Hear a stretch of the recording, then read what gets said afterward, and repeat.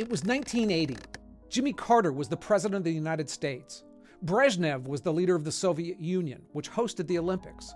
And it marked a milestone there. It was the last time a white guy won the 100-meter dash. But it was more than that. It was the last time any white man in the world even qualified for the finals. And that was 44 years ago. Looking at a lot of sports, black athletes do incredibly well, especially in track and field, basketball, and American football. So why?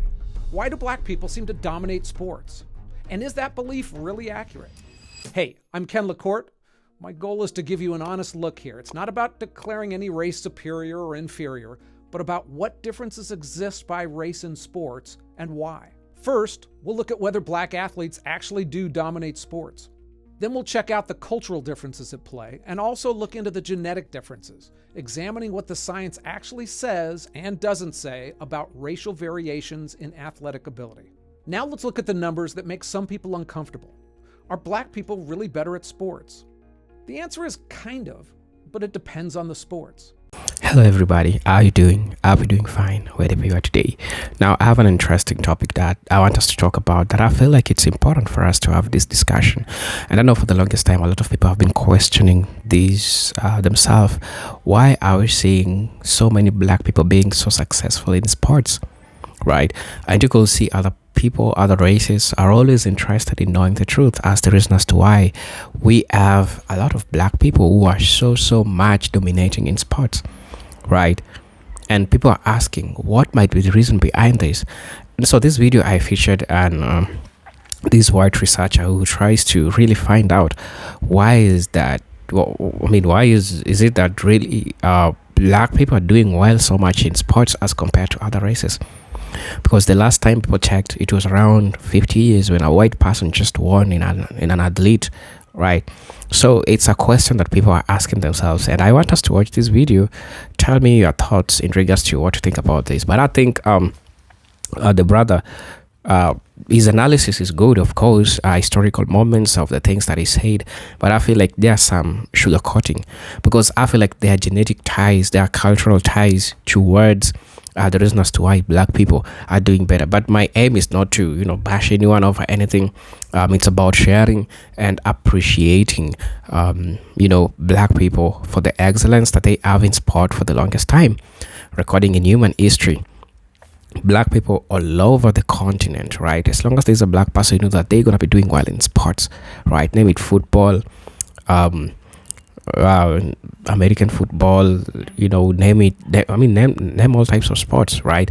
So I want us to watch this video. I'll be back, and if you wish to support the channel, you could like the video, subscribe. You can also check up our Cash App account if you want to buy us a coffee. But until then, I'll most definitely appreciate your efforts in always keeping up with me. Until then, let's dive right into the video. I'll be back, and then we'll have a discussion about this. First, we'll look at whether black athletes actually do dominate sports. Then we'll check out the cultural differences at play and also look into the genetic differences, examining what the science actually says and doesn't say about racial variations in athletic ability. Now let's look at the numbers that make some people uncomfortable. Are black people really better at sports? The answer is kind of, but it depends on the sports. When we look at professional sports, it's hard to ignore some obvious patterns. About 3/4 of NBA players are black. And that's in a country where black people make up about 13% of the population. In the NFL, almost 2/3 of the players are black, but in this case, the demographics change when we look at certain positions. Cornerbacks and running backs are overwhelmingly black, while quarterbacks and kickers have historically been mostly white, although it is changing somewhat. In running, East African runners, especially those from Kenya and Ethiopia, have completely crushed marathons for decades. With only 2 exceptions, in the last 33 years, the Boston Marathon has always been won by an East African man.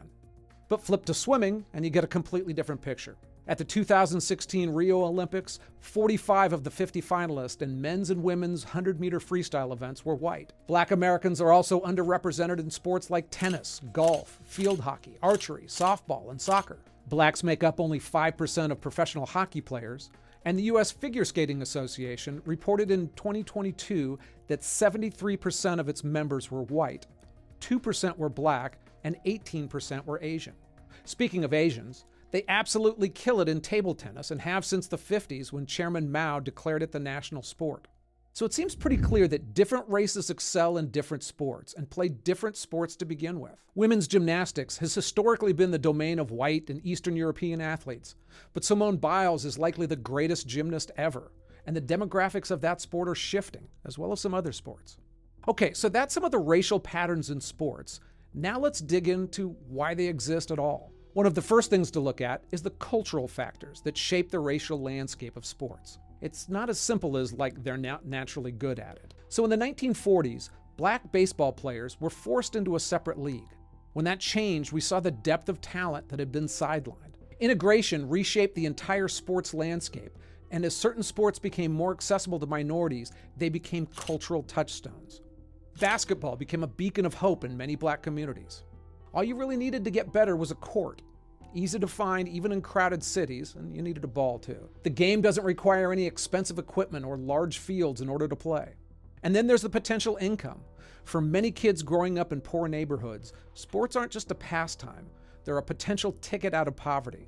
Now, when you're surrounded by economic hardship, that NBA or NFL contract is a lifesaver. And the economic incentives aren't just about the players either. Entire communities rally around local athletes who look like they might be headed to the big leagues. A successful athlete is not only a source of pride, but also investment for a hometown.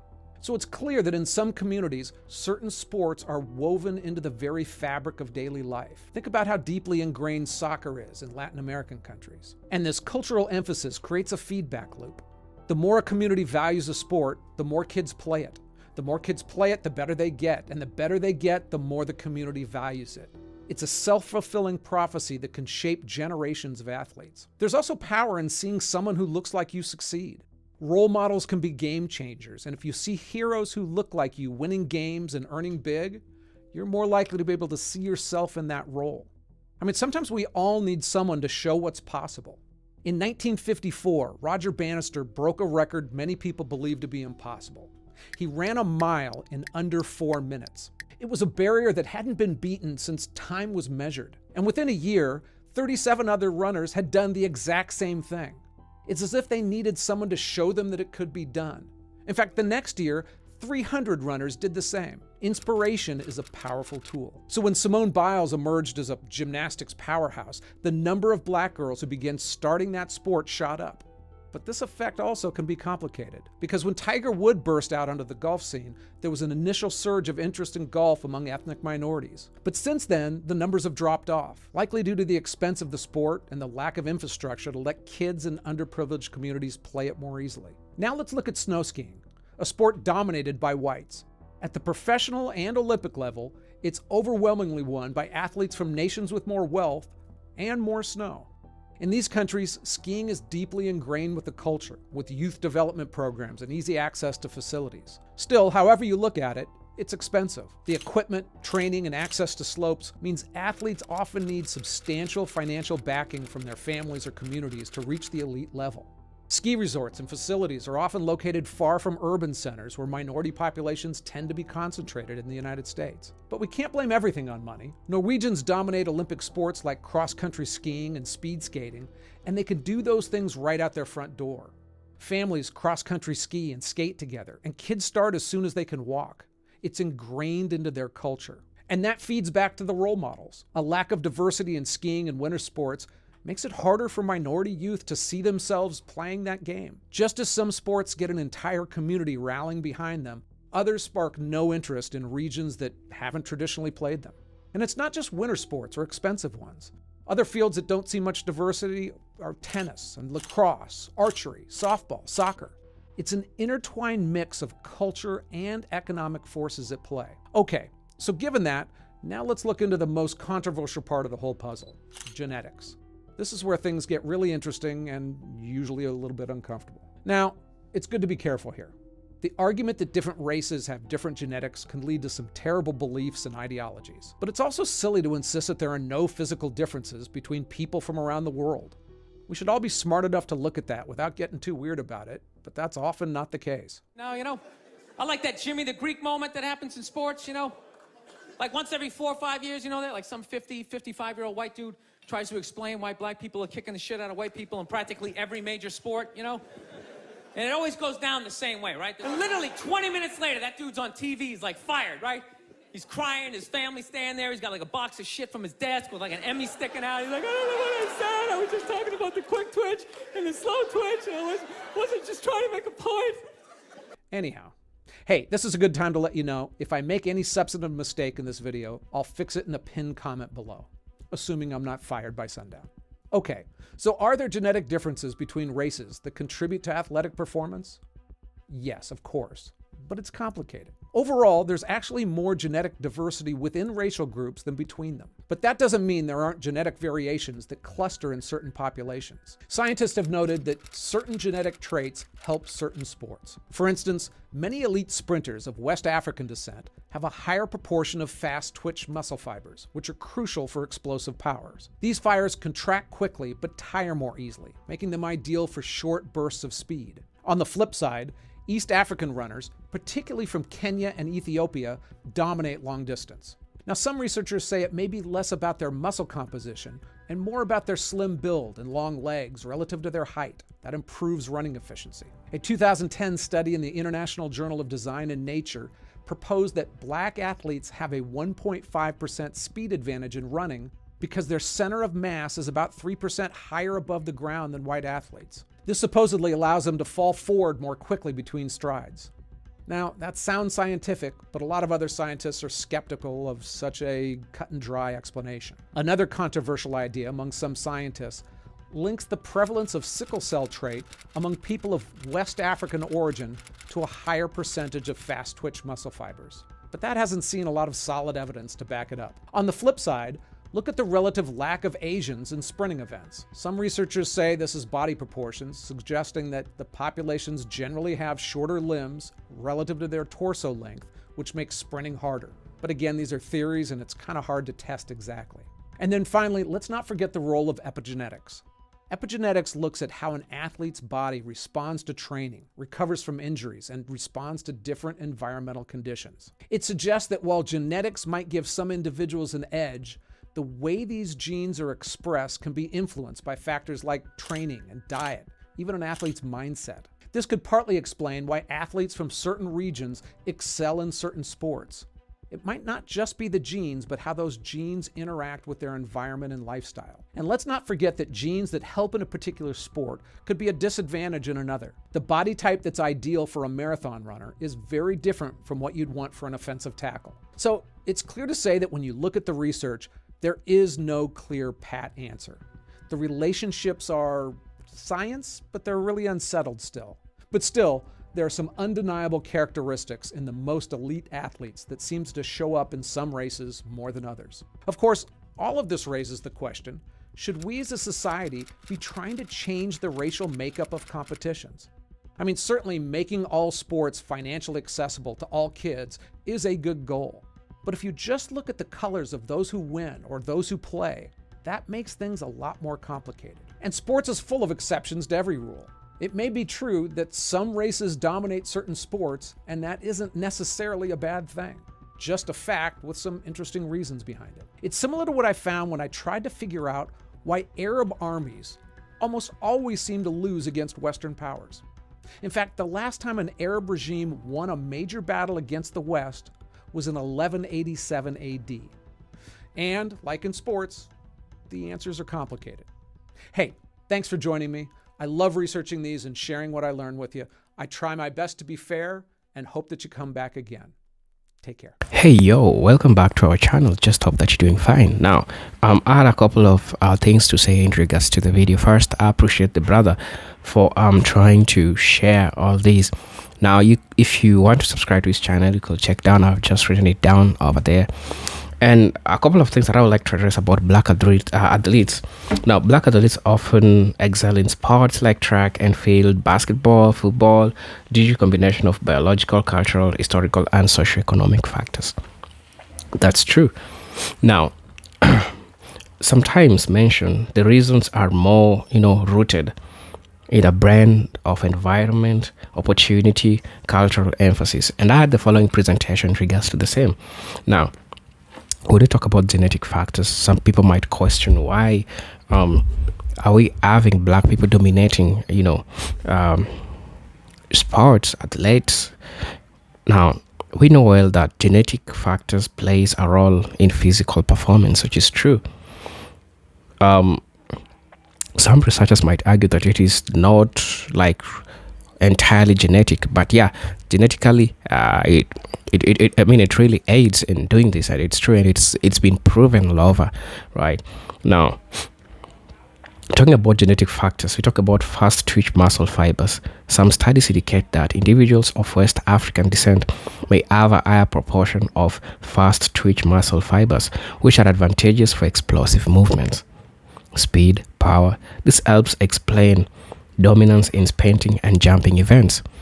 Also, altitude and endurance. From people in the East Africa, many elite long distance runners, especially from Kenya and Ethiopia, come from high altitude regions. This environment contributes to greater lung capacity and efficiency. Oxygen utilization, a critical factor for endurance sports.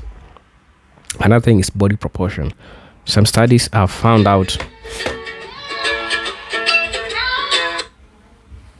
I'm sorry for that. Some studies have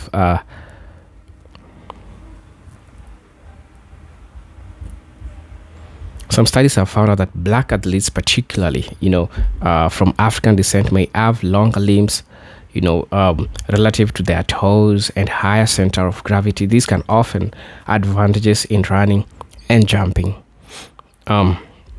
I like to take a dive into the cultural factors. The cultural factors are cultural values and community priorities, drive athletic development. Some reasons for black dominance in sports include high aspirational value in sports. In many black communities, sports represent a pathway to success, fame, and financial stability, right? Particularly where systemic barriers have limited access to other opportunities. And these pushes these factors. We talk about cultural and social issues. Now, another thing, we talk about role models. Seeing successful black athletes like Usain Bolt, Mike Jordan, Serena Williams inspires younger generation to pursue sports passionately, and I agree with that. Also, cultural emphasis on physical activity. Cultural tradition in music and dance may enhance coordination, rhythm, and agility, which transfers well to athletic performance. Talking about youth participation rates, black children are often encouraged to play sports from an early age with schools, churches, or local leagues, emphasizing basketball, football, track, and field. Let's talk about historical factors. Systemic barriers and historical factors have shaped sports dominance. Limited career option, and this is true, I agree. Historically, racial discrimination in education, employment, and wealth creation forced many black individuals to find success through sports and entertainment. This legacy continues in some community. This is where talent has really helped a lot of black people.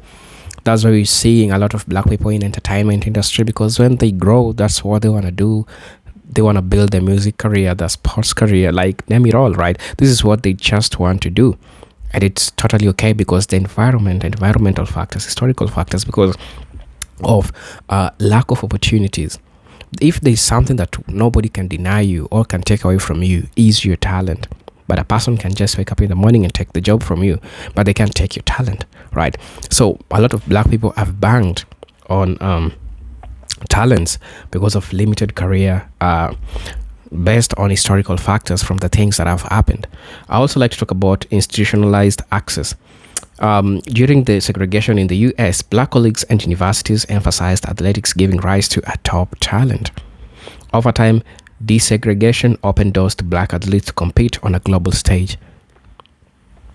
Let's talk about economic factors.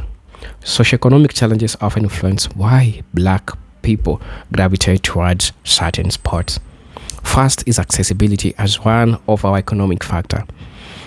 Sports like basketball, football, Basketball, football, and running require minimal equipment, making them accessible to children from low-income neighborhoods. In contrast, expensive sports like tennis, golf have seen less black representation historically, although this is changing. For example, Serena Williams, Tiger Woods, yeah. So we could talk and talk. We have factors like systemic barriers in the field. Black representation in areas like politics, academia, and business is increasing, but as historical limited due to systemic racism. In sports, being a relative meritocratic field, which is true, where talent is more visible, became one of the few platforms where black individuals could excel despite racial discrimination. This legacy reinforces sports as an avenue for opportunity. Psychological and motivational factors, resilience and hard work, overcoming systemic barriers foster a unique mental toughness in black athletes, helping them excel under pressure. Right. So, tell me what you think. That was my presentation in regards to this. I hope you find wherever you are today, and I'm up, and I guess I'm gonna be seeing you in my next video. But until then, let me see you in my next video. Salute.